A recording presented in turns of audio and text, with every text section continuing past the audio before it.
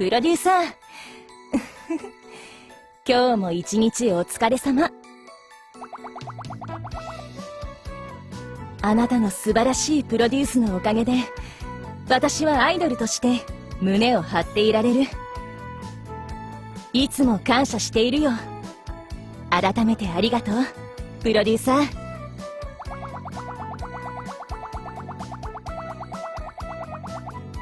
ー。わかるかい？さすが私のプロデューサーだ。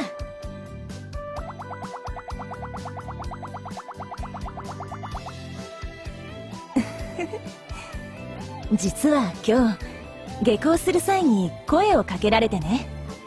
初めて話す下級生の女の子だったんだけど、話がとても盛り上がったんだ。いつもは見ているだけだったそうなんだが、今日思い切って声をかけてくれたらしい。アイドルとして活動している私と話をしてみたかった。そう、頬を可愛らしく染めてね。私の載っている雑誌もチェックしてくれていて、ファンだと言われてしまったよ。嬉しいことだけど少し照れてしまうね。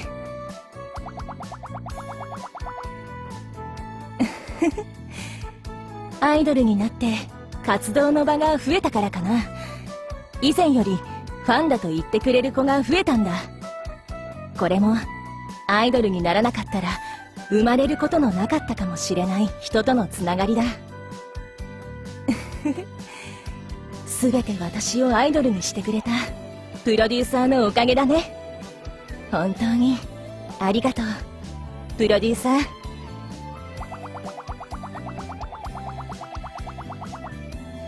アイドル活動も学生生活もそれぞれの楽しさがある。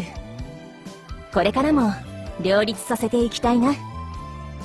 そういえばプロデューサーはどんな学生だったんだい？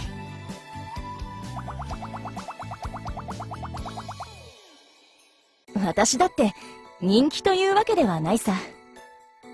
嬉しいことに声をかけてくれる友人は多いけれどね。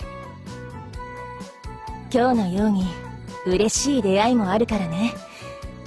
いろいろな場所に行って友人の輪を広げるようにしてるんだ。そうだ、プロデューサーには学校でのお気に入りの場所はあったかい？今後の参考に聞かせてほしいな。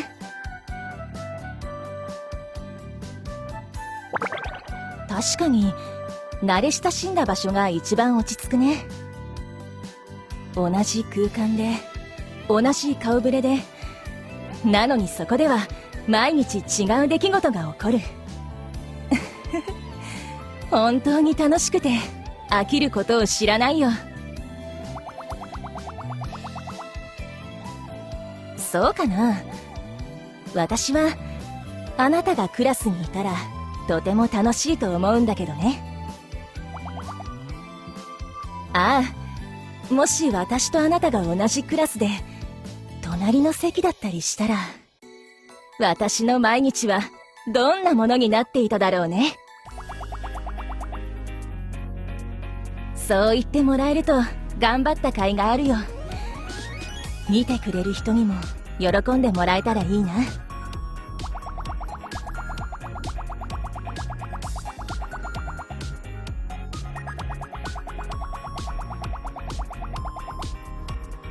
ありがとう。へ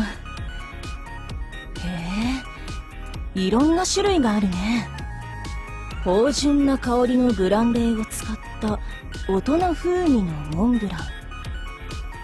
幾重にも重なるモカが重厚な味わいのオペラ。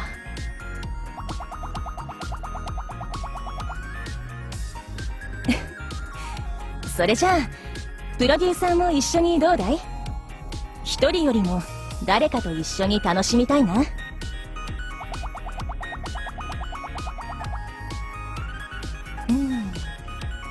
よし、私はこのベリーのカルテットケーキにしよう。ベリーも生クリームもたっぷりで美味しそうだ。それと飲み物か。今日はコーヒーにしようかな。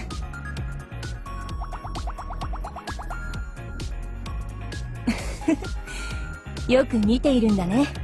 ありがとう。甘いケーキの時は苦味のあるコーヒーの方が好きなんだ。このお店はコーヒーの種類も豊富みたいだしね。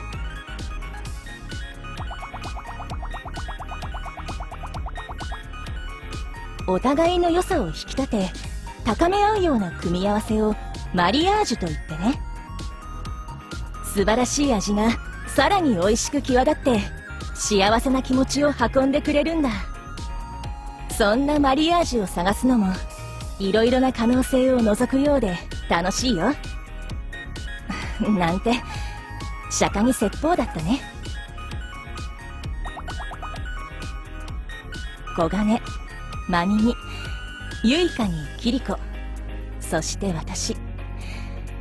アンティーカは誰一人が欠けても同じ輝きは発せない。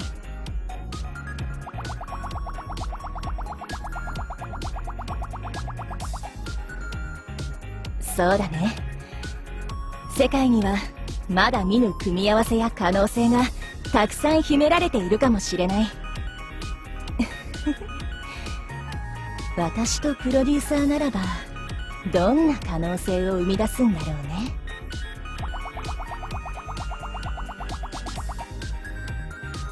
うね。なんて年長者をからかうのはほどほどにして。コーヒーはグアテマラにしようかな。苦味と酸味のバランスが絶妙でフルーツと生クリームたっぷりのケーキに合うと思うんだ。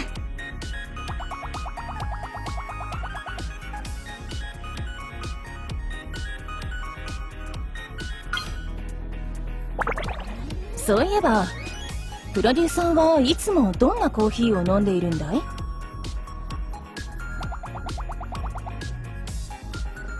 へえ、入れ方にもこだわりがあったりするのかい？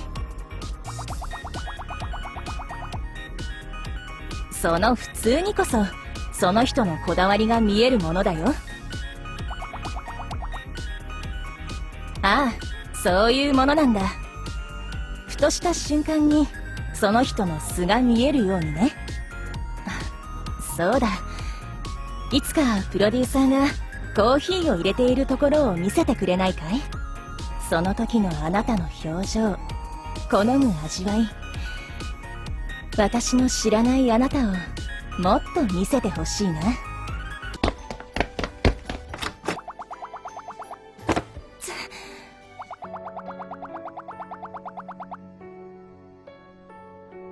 ああ、私は大丈夫だよ。こちらこそタイミング悪くすまないね。足音が聞こえたものだからプロデューサーが帰ってきたのかと思って今まさに出迎えようとしたところでこのありさまというわけさ。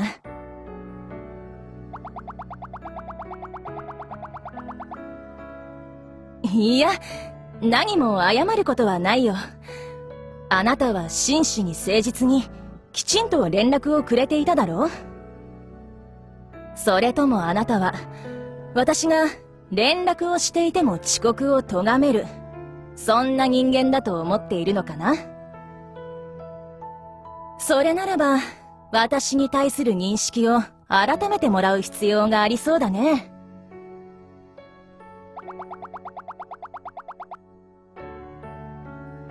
なんて冗談さ。打ち合わせを始めようじゃないか。あなたが持ってきてくれたとっておきの仕事の話よね。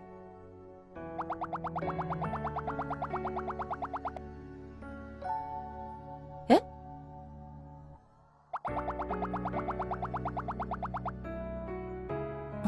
そんなことないよ。私はいつも通りで。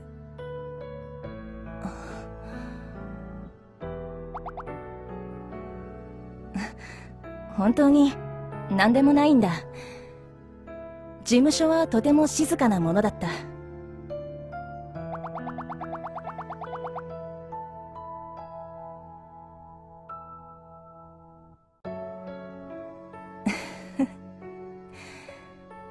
そうだね。なたは本当に私のことをよく見ているね。時折あなたが怖いとすら思ってしまうよ。今日は事務所に誰もいなくてとても静かで、だから少し思い出したんだ、幼い頃のことを。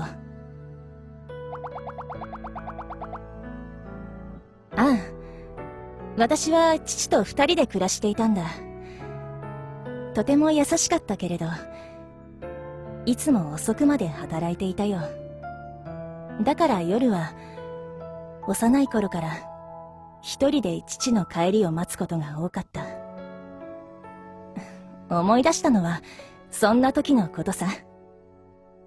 夜になると父は必ず電話をくれたんだ。忙しかっただろうに、今思うとまめな人だった。一人で大丈夫か？寂しくないか？受話器越しに私を思うぬくもりが伝わってくるものだったよ。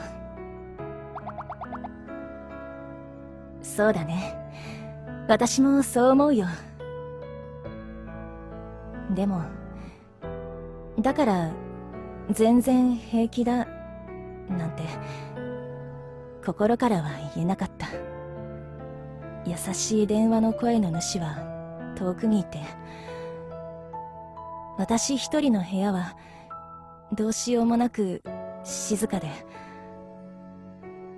まるで世界に一りぼっちになってしまったような感覚。どうしてか今日はそれを思い出してしまった。それはきっと今日がとても静かで、あなたの電話が父に似ていたから。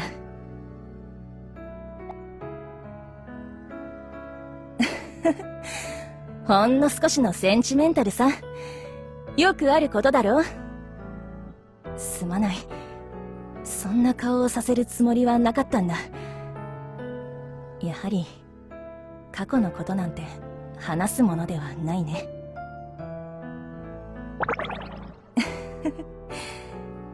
あなたでなければ話すこともなかったさ。明日にでも忘れてくれて構わないよ。仕事なのだから、私たちの都合だけではどうにもならないだろう。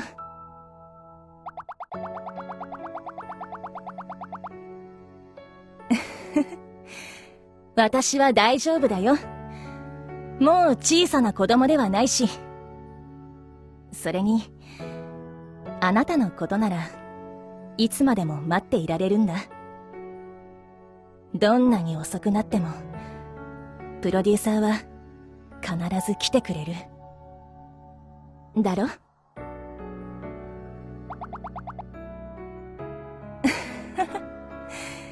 一体この世界のうち何人が迷いもなく当たり前と答えてくれるのだろうね。あなたみたいな人がプロデューサーだから、私はきっとアイドルを続けていけるんだろうな。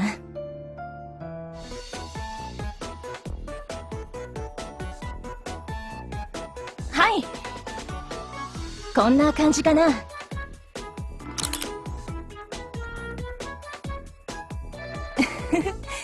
ありがとうございます。カメラマンさんのおかげですね。そうだ、せっかくだからこの綺麗な砂浜を生かして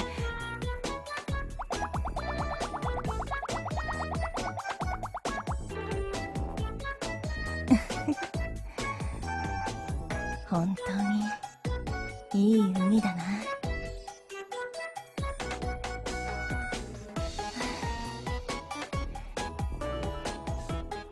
おっと、すみません、海に見とれていて。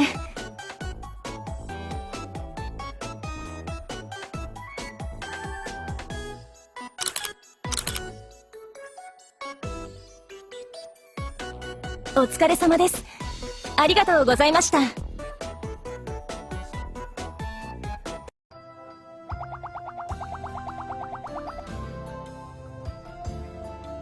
りがとう、プロデューサー。私こそ、こんな素敵な仕事を持ってきてくれたあなたにお礼を言いたいよ。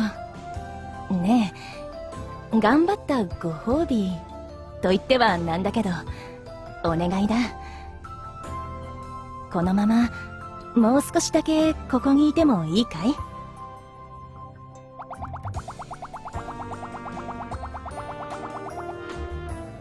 い？やった。ありがとう、プロデューサー。せっかくだし、一緒に波打ち際を歩かないかい？さっきの撮影で足に触れる波がとても心地よくてね。プロデューサーは暑い中見てるだけだっただろう？足くらい水につけてみたらどうだい？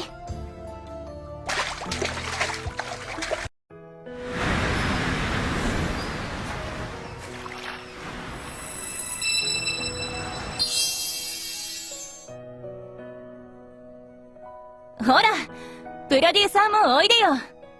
足をつけるだけでもすごく気持ちいいんだ。こんな素敵な場所プライベートでも遊びに来たいな。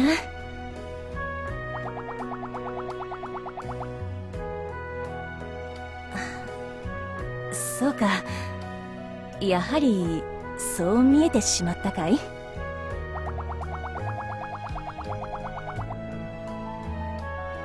嫌というか、ファンにはいつでも最高の自分を届けたいんだ。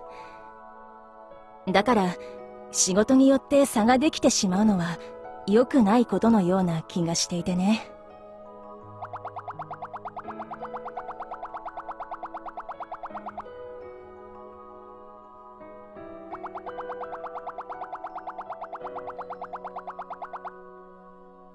そうか、新しい魅力ありがとう、プロデューサー。私はね、海のすべてが好きでたまらないんだ。こうやって触れた時の心地よさはもちろん、波の音や潮の香り、浜辺から見える街の風景、そして太陽を映してきらめく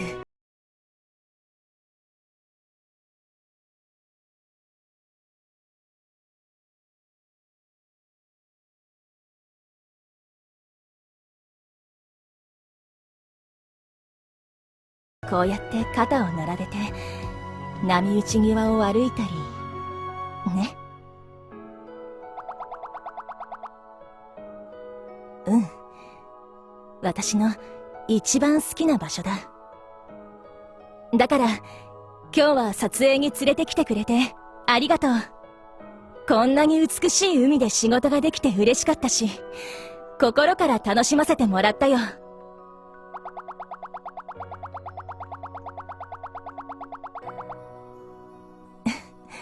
そんなに良かったかい？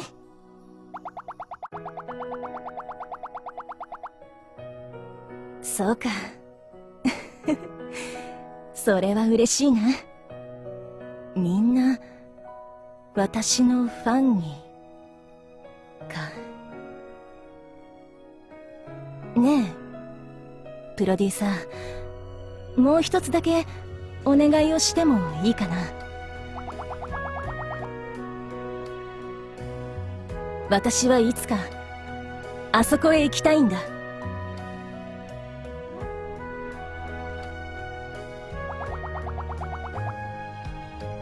ああ、私はあの水平線の向こうに行きたい。そして世界中の人々に出会い、その人たちにたくさんの笑顔を届けたい。アイドルになって少しずつ叶えているこの夢。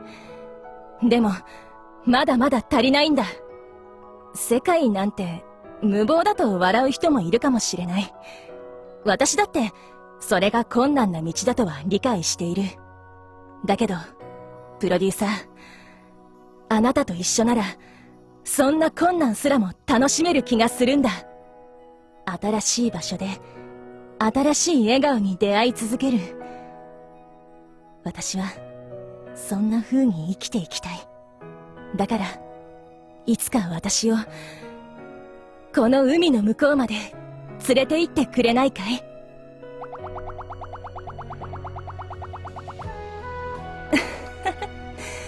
まったく、あなたって人は私以上に乗り気じゃないか。あなたに出会えて本当に良かったよ、プロデューサー。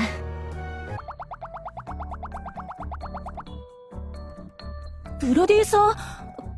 今日は事務所にいるはずじゃ。あ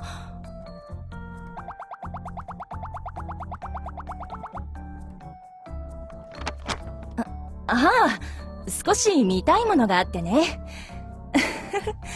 オフの日にまであなたに会えるなんて、なんだか運命めいたものを感じてしまうね。私の喜びをあなたも感じてくれていると嬉しいな。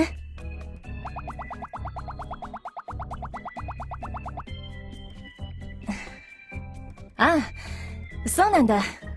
いろいろ見ていたんだが、やっと納得できるものが見つかってね。そうだ、今から時間をもらえないかな。どこか二人になれる場所で。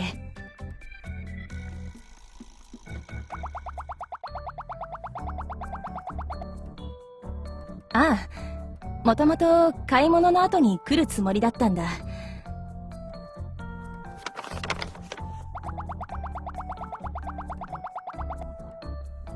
あなたへのプレゼントだ。受け取ってほしい。もちろんさ、気に入ってくれるといいのだけれど。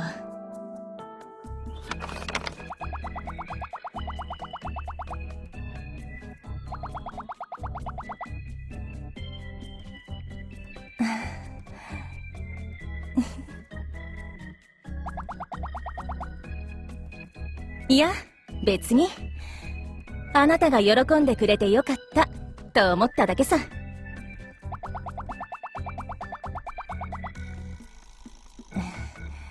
本当はいろいろと考えていたんだ。あなたに驚いてもらえるような渡し方を。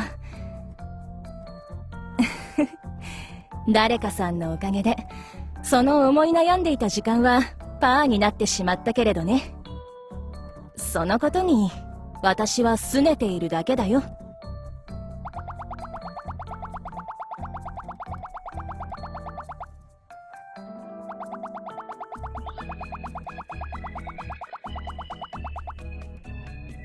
いつもあなたのそばにある、そんなものを渡したかったんだ。けれどそれよりも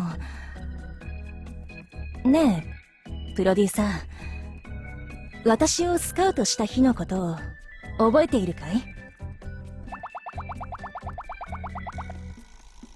あの日、あなたにもらった名刺で私はアイドルへの一歩を踏み出した。世界が変わった。そしてあなたが名刺を渡して人とつながることで、私はアイドルとしてさらに広い世界へと歩み出すことができる。だから名刺とは私にとってまさに宝物。それを入れる名刺入れは宝箱に等しいものなんだ。だからあなたの名刺入れが少しくたびれてるのを見て、そろそろ買い替えないとと独りごちているのを聞いて、チャンスだと思ったんだ。あなたにプレゼントするね。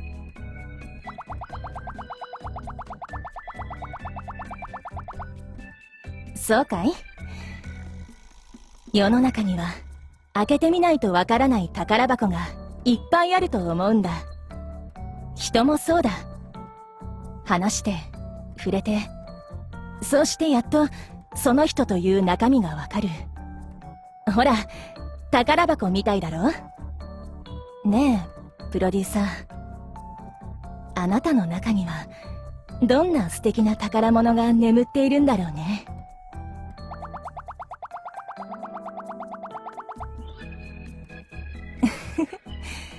私をウィング優勝まで導いたプロデューサーが、そんなつまらない謙遜をしないでくれ。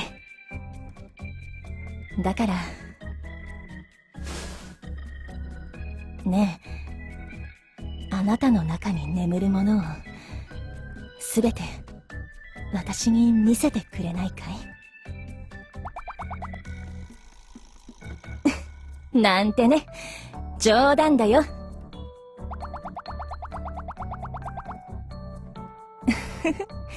私の楽しみを奪ったのだから、これくらいのお返しはさせてもらわないと。プレゼントを渡すのを本当に楽しみにしていたんだ。どうすれば驚いてもらえるか、より喜んでもらえるかって。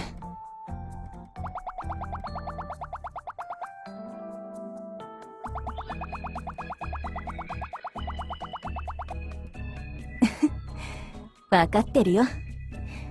子供っぽい八つ当たりだ。ごめんね、プロデューサー。そうだね。では、今のお詫びに、いつか私の中身を教えてあげるよ。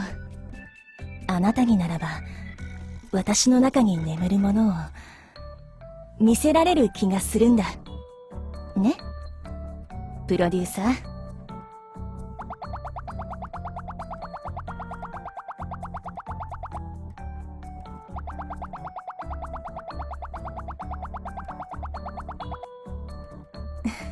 そうか。本当にあなたらしい答えだね。そして私に名刺をくれたのがあなたでよかったと心から思える答えだ。あの日私がもらった名刺は幸福への招待状だったのかもしれないね。